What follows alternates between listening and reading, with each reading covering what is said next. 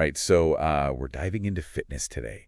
And wow, we've got a lot here. Articles, research, even some YouTube stuff. You really went all out, huh? Yeah, I mean, the goal is to like really explore, all these different angles on how to like get moving and all that, but also find some inspiration. You know what I mean? Oh, for sure. For sure. I was actually looking through the sources earlier, and it seems like a lot of them go way beyond the typical, like, lose weight, build muscle stuff.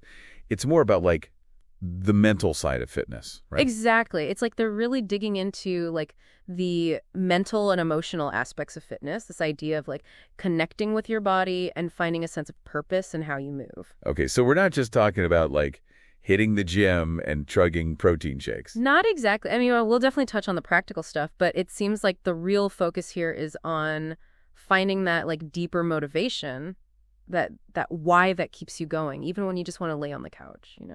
Oh, I like that. Yeah, like, what's the point of all this effort if you're not enjoying it, right?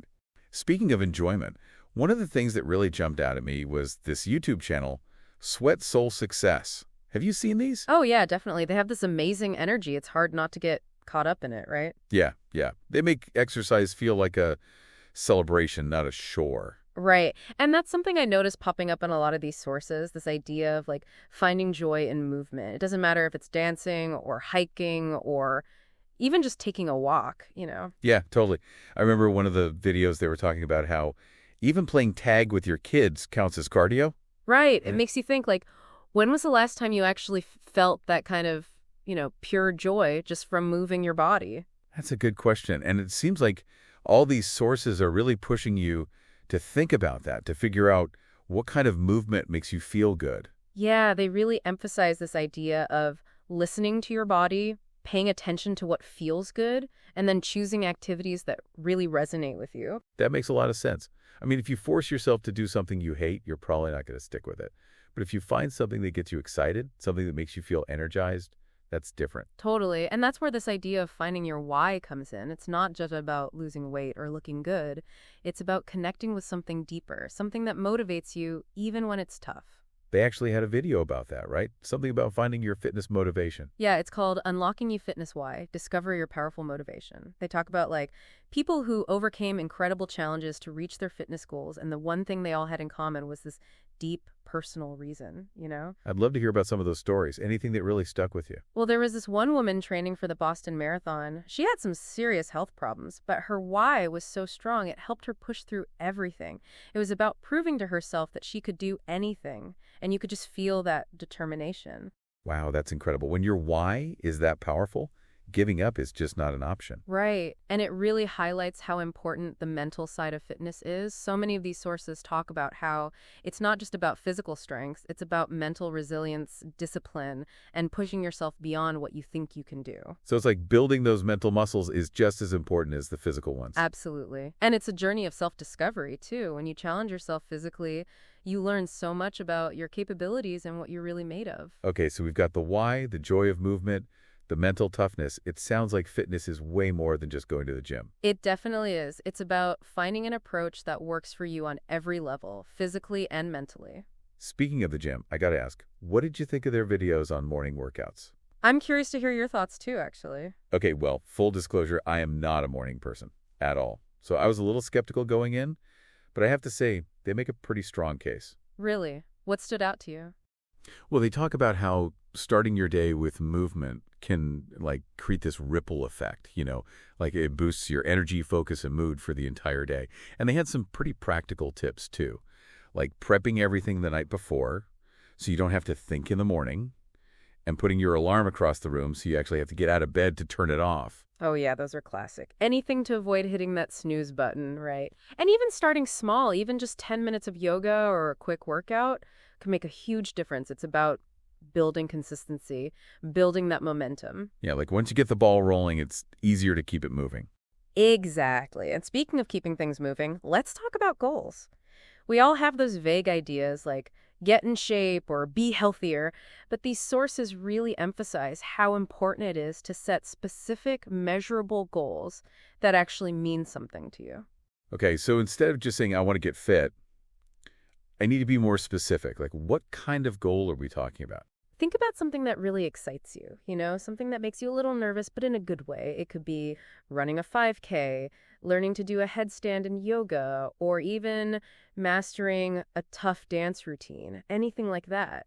Yeah, it's about having like a clear vision, something tangible that you can actually work towards, and breaking down those big goals into smaller milestones. Like that way, it doesn't seem so overwhelming. Yeah, that's a good point. It's like planning a road trip. You don't just like get in the car and start driving. You got to map it out, figure out where you're stopping along the way. Celebrate those little wins. Exactly. And that feeling, like that sense of accomplishment, that's what keeps you motivated, keeps you moving forward. Oh, this reminds me, they talked about embracing the grind. It sounds kind of intense. What do you think about that? Well, I mean, they're not sugarcoating it, are they? Fitness takes work, consistency, and pushing yourself, but it's not supposed to be like this horrible thing. It's about like finding a purpose in the challenge, embracing the process of getting better, and realizing that sometimes those uncomfortable moments, that's where the biggest changes happen. So it's like those tough workouts, the early morning runs when you'd rather be sleeping. Those are the things that actually build your strength, physically and mentally. Exactly. And the Sweat Soul Success folks, they have this cool way of looking at it. They talk about the gym being your arena, a place where you step up, test your limits, and unleash your inner champion. Oh, I love that. It's like suddenly those burpees and squats feel way more empowering. Yeah, it's not just about burning calories or whatever. It's about showing up for yourself, pushing yourself to be better. Yeah, and proving to yourself what you can really do. Right. It's about that inner strength, that determination that you might not even know you have until you challenge yourself. And the cool thing is that champion mindset they talk about, that can apply to anything, not just fitness. Oh, interesting. So the stuff you learn at the gym, that grit and resilience that can help you with work, relationships, all that. Absolutely. It's about building that mental toughness. Okay, that's awesome. So we've got the why, the joy of movement, the mental toughness, embracing the grind, the champion mindset. It's like fitness is way more than just exercise now. Definitely. It's a journey, like a total transformation, a way to grow as a person. And it sounds like it's all about finding that balance, right? Like pushing yourself, but also listening to your body, setting those big goals, but celebrating the small wins. Right. Finding that sweet spot where you're challenged but not overwhelmed. Enjoying the journey but still focused on where you're going. This has been so insightful. I'm seeing fitness in a whole new way. I bet our listeners have a ton of questions about how to actually make all this work. Probably. Ready for some Q&A? Let's hear what they've got. Okay, first question. Someone asks, I'm feeling a bit overwhelmed by all of this. Where do I even start? That's a great question, and I think a lot of people feel that way. The key is to start small. Don't try to change everything at once. Pick one thing you can do today, just one, and commit to that. Okay, so instead of going from 0 to 60, it's about easing into it, right? Yeah, exactly. Maybe you start with a 15-minute walk every day or a couple strength training sessions a week. The important thing is to make it a habit, something you can build on. Makes sense. Okay, here's another one. I'm really struggling with motivation.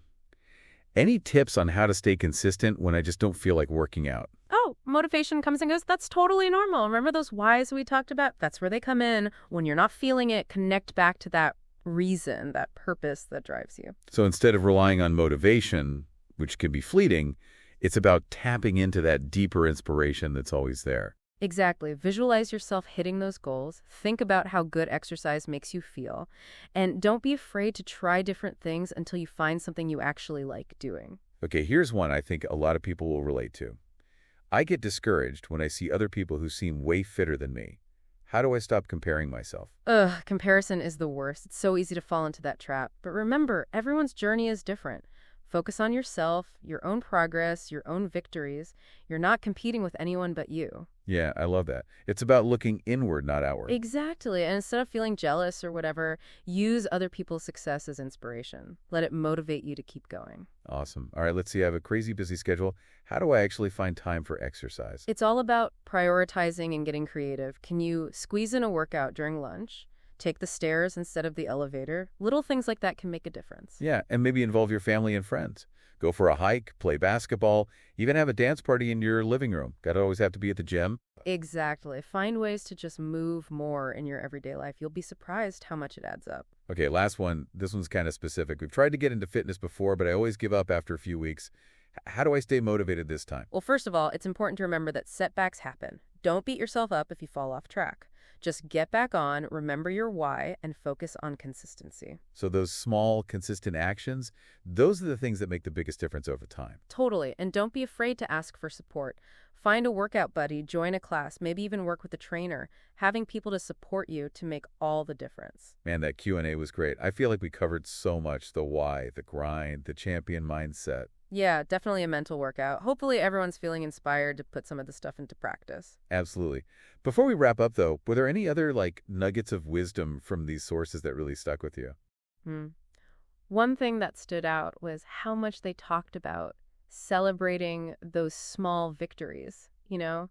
It's easy to get caught up in the big picture, but it's so important to acknowledge those little steps along the way. Oh, yeah, totally. Like those moments when you push yourself further than you thought you could, or you finally nail that yoga pose. That's what keeps you going. Right. And it goes back to what we were saying about finding joy in the process, not just the end goal. I love that. Instead of fitness being this chore, it's about celebrating what your body can do, connecting with yourself, and just feeling the joy of movement. Yeah, and that joy, that sense of accomplishment, that's powerful stuff. It builds confidence, resilience, makes you believe in yourself. So as we wrap up this deep dive on fitness, I think the big takeaway is that it's about way more than just how you look. It's about your whole self, physically, mentally, emotionally. It's about finding what works for you, what makes you happy, and helps you be the best version of yourself. And it's different for everyone, right? There's no one right way. It's about listening to your body, naming your limits, and celebrating every step. And remember, it's never too late to start. Whether you're a total beginner or you've been doing this forever, there's always something new to learn, a new challenge to try. So to all our listeners out there, what's one small step you can take today to get closer to your fitness goals? Maybe it's putting on your shoes and going for a walk, signing up for that class you've been thinking about, or just making healthier choices today. Whatever it is, go for it. Do it with passion, be consistent, and believe in your health. That's right. A journey of 1,000 miles starts with one step. So take that step today and keep moving forward. You got this. Thanks for joining us on this deep dive into fitness. We'll see you next time for another exciting adventure.